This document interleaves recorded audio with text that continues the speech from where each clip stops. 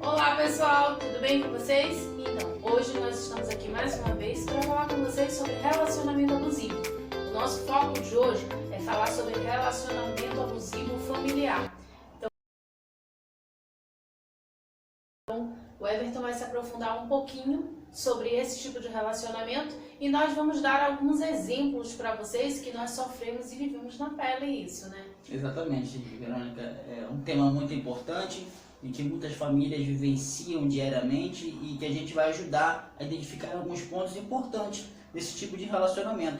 E muitas vezes esse relacionamento não é por mal, tem vários fatores que influenciam esse tipo de comportamento. Ele implica em várias questões, né? Uma delas é cultural, né?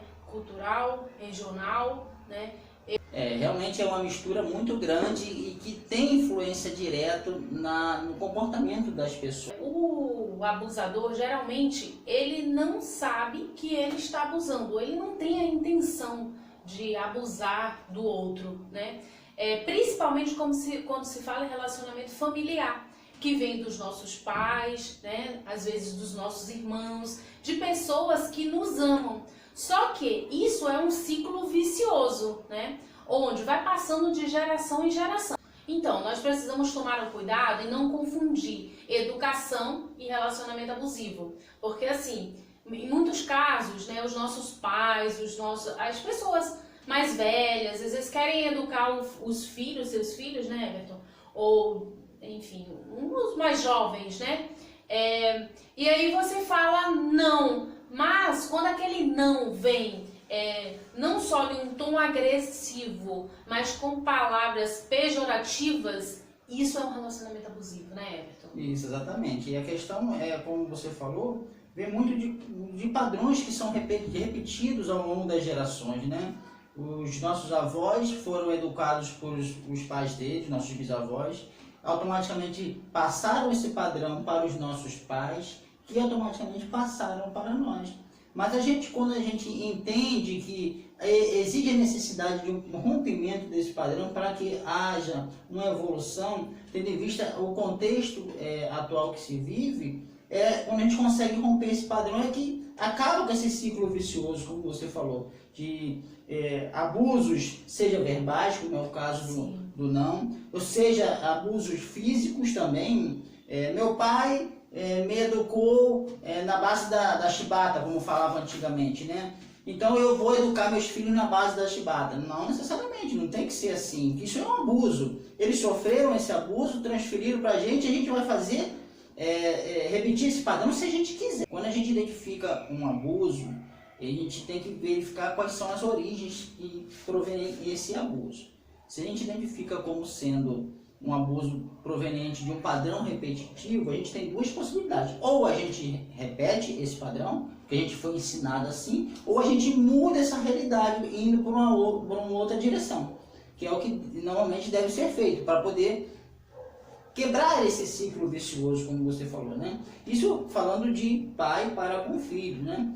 Da mesma forma, com relação a toda a estrutura familiar, seja de tios, primos, é muito natural isso acontecer. E acontece diariamente e às vezes a gente não percebe. Por que a gente não percebe? Porque são pessoas que a gente gosta, que a gente ama, que a gente quer ter ao lado em diversos momentos das nossas vidas. Só que isso ao longo do tempo, esses padrões, esses comportamentos abusivos se repetindo, chega uma hora que há uma saturação em que, ao invés de fazer bem, passa a te fazer mal, te causar dor. E é nesse momento de identificação dessa dor que está sendo causada, é que tem que se parar para refletir e ter a iniciativa de querer acabar com aquele ciclo, acabar com aquele padrão de dor que está sendo imposto a gente, né? E muitas vezes o familiar, seja ele qual for, não entende porque ele não faz por mal. Ele faz porque ele foi ensinado, ele vivenciou dentro da sua casa aquele tipo de padrão que para ele é normal. E é muito difícil ocorrer esse rompimento, né? Às vezes famílias acabam se distanciando, familiares se distanciando devido à não aceitação de um que identificou uma relação abusiva, pediu ajuda e como não é uma coisa comum dentro daquele âmbito familiar, acaba a família se distanciando, não é verdade? Sim. E aí é onde entra o grande problema, né? Porque, às vezes, para não se distanciar, né, Everton, a gente acaba se sacrificando. E aí fazendo o que a outra pessoa quer, né? Só que, a partir do momento que você tem clareza e aprende a dizer não, que isso é importante, que nós precisamos aprender a dizer não, porque nós temos os nossos limites, né? Quando tem uma frase que diz assim, né? Nós precisamos pensar primeiro na gente e para depois pensar no outro. Isso não é um comportamento egoísta, não é isso. É porque até para você pensar no outro, você precisa estar bem consigo, né? E assim, quando as pessoas têm comportamentos que vai de contra, né, tudo que você acredita, né, tudo que você aprendeu com o novo, isso de fato fere, machuca, né? Então assim, você tem que saber intrinsecamente quais são os seus limites e não permitir isso, mesmo que a outra pessoa não goste. Eu tenho certeza que isso vai ser rompido, né? Porque é um comportamento, né? Um comportamento que vai passando de fato de geração a geração. Eu lembro que eu venho de uma família russa, né? Onde nós temos uma criação extremamente rigorosa. E aí a minha mãe, por sua vez, ela, na geração dela, diminuiu um pouco, mas não tanto quanto, né? Não como deveria, digamos assim. Mas ela também tinha aquela forma de me educar que hoje eu vejo que era um pouco de relacionamento abusivo aí. Só que a minha mãe, eu sempre fui muito apaixonada por ela, né? Quem me conhece sabe disso, o quanto até hoje eu sou muito apaixonada por ela. Mas sim, ela tinha esse tipo de comportamentos. E quando eu era mais jovem, eu não percebia isso. Depois, com o tempo, estudando, eu tomei consciência disso, eu comecei a perdoar, digamos, a aliviar isso dentro de mim, né? Porque quando eu era mais jovem, eu ficava extremamente triste com os comportamentos que ela tinha. Mas depois eu entendi que a minha mãe, ela também foi criada dessa forma. E aí, o que ela fazia? Repetia os comportamentos, né? Então é isso. É importante o que a Verônica falou, do exemplo que ela citou, que ela vivenciou com relação à família dela, porque o quanto antes se consegue identificar esse tipo de relação abusiva, familiar, se consegue um entendimento mais fácil. Porque se aquela pessoa que está sendo abusada, aquela família que está sendo abusada, isso perdura por muito tempo, quando ela vai identificar, chegou num nível tão grande de abuso que ela não consegue mais voltar, retomar um relacionamento saudável com o familiar ou com os familiares. Então, quando se consegue identificar no início, se pontua, se fala, se expressa aquelas emoções que está sentindo, e é mais fácil que o outro que está causando essa dor entenda que não está sendo saudável esse tipo de relação e modifique o seu comportamento, faça a sua reflexão para haver uma modificação de comportamento também, né? Isso de pai para com filho, de filho para com pai, entre primos, entre tios, entre toda a estrutura familiar pode ocorrer esse tipo de comportamento. Na realidade, assim, né? Que a gente tenha clareza de que isso ocorre o tempo inteiro.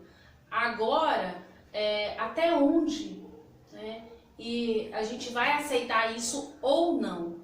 Isso é importante, você saber das suas limitações e não querer aceitar um relacionamento abusivo, porque de fato isso machuca e dói muito. E nós vamos criando...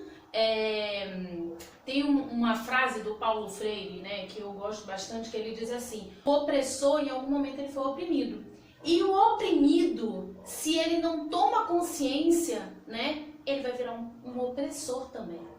Então, para que esse comportamento, esse tipo de relacionamento, ele não crie uma rotina e vá passando de geração para geração, você precisa tomar consciência e cortar isso. E em muitos casos, a gente está falando de opressor e oprimido, muitos casos o opressor ele só se torna opressor porque o oprimido permitiu que ele se tornasse. Sim. Vou citar um exemplo bem ilustrativo que vai facilitar um entendimento. Por exemplo, uma família, pai, mãe e filhos, que permite que uma avó seja ali influenciadora direta dos netos, por exemplo, seja na parte financeira, seja na parte de educacional. Então essa avó ou esses avós estão ali diariamente naquela rotina com os netos, mediante um pedido da família, daquela família. Chega um momento que perde-se a noção de que quem comanda os filhos são o pai e a mãe. A avó, por ter influência, seja de qual tipo for, diretamente naquela família, naquelas crianças, ela se acha no direito de ter que dar uma opinião mais incisiva, ter que dar uma decisão em algum assunto relativo aos netos. Mas veja só, se ela chega a esse ponto, é sinal de que o pai e a mãe perderam as rédeas da situação. E ela está se tornando uma opressora daquela família. Mas porque ela quer? Muitas das vezes não, porque ela foi permitida, ou ela foi chamada a ser opressora. Aí quando o pai e a mãe decidem cortar esse tipo não querer mais, querer mais, chega um momento, peraí, tá, minha sogra ou minha mãe está influenciando na rotina dos meus filhos. Mas se parar para pensar, foram eles que permitiram esse tipo de influência. Sim. Então é importante a gente entender que nem sempre o opressor é opressor porque ele quer. De repente ele foi chamado a ser opressor e dessa forma não querem transferir a responsabilidade, porque há uma necessidade familiar. Mas isso tudo tem que deixar tudo bem claro no início desse tipo de relação, porque senão ocorre uma perda de conexão de combinados e possa ser que ocorra um abuso na sequência.